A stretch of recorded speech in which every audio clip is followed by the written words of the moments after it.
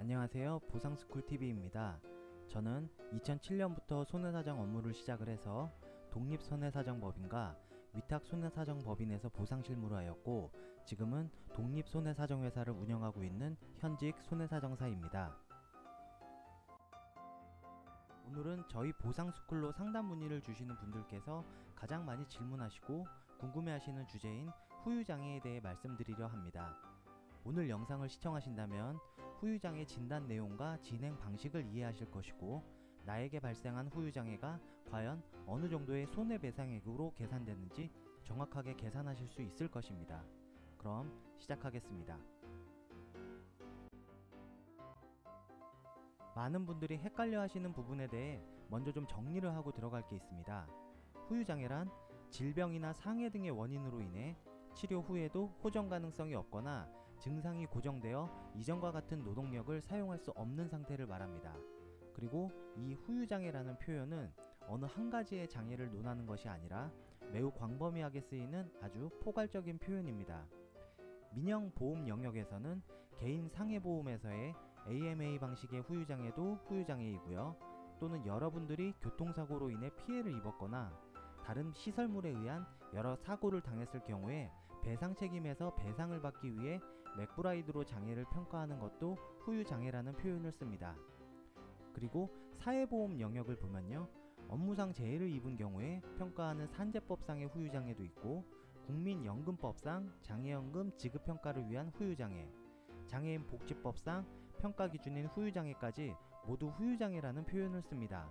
그렇기 때문에 개인보험 영역의 청구인지 사회보험 영역의 청구인지 확인하셔서 본인의 사용 목적이나 제출 용도에 맞는 기준으로 후유장애를 평가받으셔야 한다는 점 알아두시길 바라겠고요. 오늘은 교통사고나 배상책임사고 피해자가 후유장애를 평가받기 위해 사용하는 맥브라이드 장애 방식에 대해 설명드리겠습니다. 많이들 알고 계시는 것처럼 급수별로 장애를 평가하는 산재법상의 방식이나 경증장애와 중증장애로 구분을 하는 장애인 복지법상 평가 기준과는 달리 맥브라이드 장애 평가 방법은 정상인의 노동력을 100%로 놓고 질병 또는 외상에 의해 후유증이 발생한 경우 신체 장애의 부위 및 종류, 장애 정도, 직업 등에 따라 전신에 대하여 노동능력 상실률을 백분율로서 나타낸 평가 방식을 말합니다. 그리고 장애 기간이란 맥브라이드 평가 방식으로 산정된 노동능력 상실률이 피해자의 신체의 잔존에 있는 기간을 평가하게 되는데요. 장애의 잔존 기간이 영구적인 것으로 판정이 된다면 피해자의 연령을 기준으로 가동연한에 해당되는 취업 가능 월수를 적용하고, 한시적인 기간으로 판정이 된다면 장애 잔존 기간에 해당하는 월수를 적용하게 됩니다.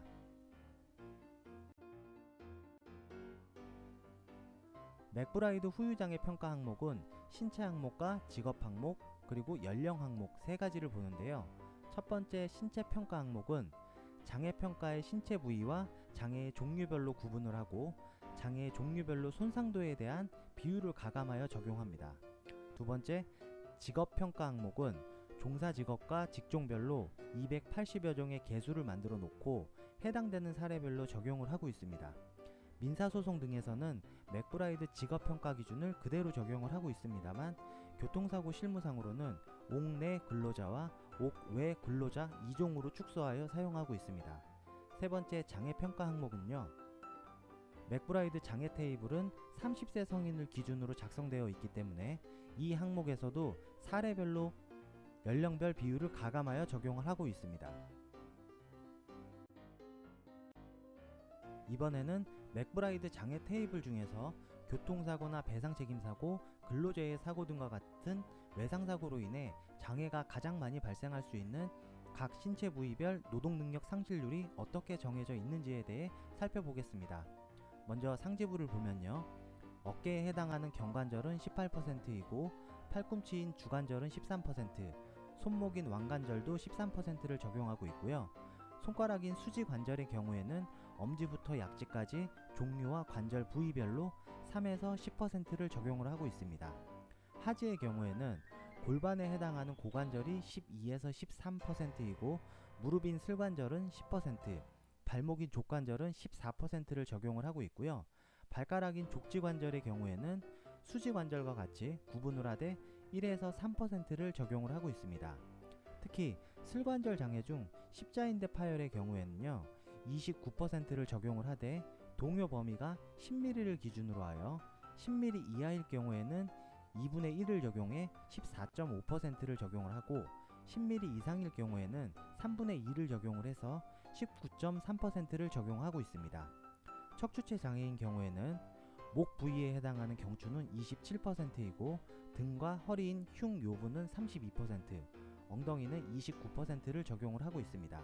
그리고 척추체뿐 아니라 전체의 후유장애 중에서 가장 많이 발생하는 추간판 탈출증 디스크의 경우에는 23%를 적용을 하되 퇴행병변을 고려해서 외상기여도를 10%에서 50% 범위 내에서 인정을 하고 있으나 실무상으로는 수술치료 등을 시행한 특이사항이 없다면 10%에서 30% 선에서 협의가 대부분 이루어지고 있습니다. 여기까지 해서 맥브라이드 노동능력 상실률에 대해서 설명을 드렸는데요. 지금까지 설명드린 과정을 거쳐 노동능력 상실률이 산정이 되는 것이고요. 이 노동능력 상실률을 가지고 소송 지급 기준이나 약관 지급 기준에 공통으로 쓰이는 방법으로 나의 손해배상금을 계산해 보겠습니다. 계산하기에 앞서 쉽게 개념을 설명드리면 이렇습니다. 사고 전 나의 노동능력을 100% 사용하여 월소득 500만원을 받았는데 사고로 노동능력 상실률이 20%가 발생을 하였고 그 결과 남아있는 나의 노동능력은 현재 80%로 감소하게 되었습니다. 그리고 사고 이후 다시 500만원을 벌기 위해 근무를 하였지만 이미 20%의 노동력이 상실되었기에 자신의 모든 노동력을 투자를 하여도 사고 이전처럼 100%가 아니라 80%의 노동능력만 사용됨에 따라 월소득은 400만원으로 감소되었으므로 20% 상실된 노동능력으로 인해 발생한 손실액 100만원에 대하여 배상을 청구할 수가 있는 것입니다. 그리고 장애가 인정되는 기간 동안은 이 소득 감소는 매달 발생이 되기 때문에 후유장애 기간 중에서 발생되는 소득 감소액을 일시금으로 계산을 하되 장래의 손실액까지 선지급 받는 것에 대한 이자를 공제한 금액이 바로 장애로 인한 나의 상실 수익액이 되는 것입니다. 그래서 상실된 수익을 보전받는다 라는 의미로 상실수익액이라는 표현을 사용하고 있는 것입니다. 상실수익액 개념이 이해되시면 이제 예시를 들어서 계산해 보겠습니다. 월소득 300만원이고 외상기여도 50%가 인정되는 추간판 탈출증으로 노동능력 상실률은 11.5%, 장애의 잔존기간은 3년입니다. 이걸로 계산을 해보면 매월 발생되는 300만원 소득에서 노동능력 상실률 11.5%를 곱해보니 34만 5천원이 나옵니다. 이게 바로 매월 발생하는 소득 감소액이 되는 것이고요. 여기에 장애 인정기간 3년, 즉 36개월이기 때문에 지금 시점에서 3년 이후 발생될 감소액까지 선지급 받기 위해 적용하는 중간이자 공제 개수는 33.3657이 됩니다. 개수에 대해서는 오른쪽 상단에 있는 후유장애 보험금 계산 링크를 클릭하시면 쉽게 확인이 되실 겁니다. 어쨌든 매월 발생하는 손해액 34만 5천원에 중간이자 공제한 장애의 인정기간 33.3657개월을 곱해서 1151만 1166원이 계산됐는데요.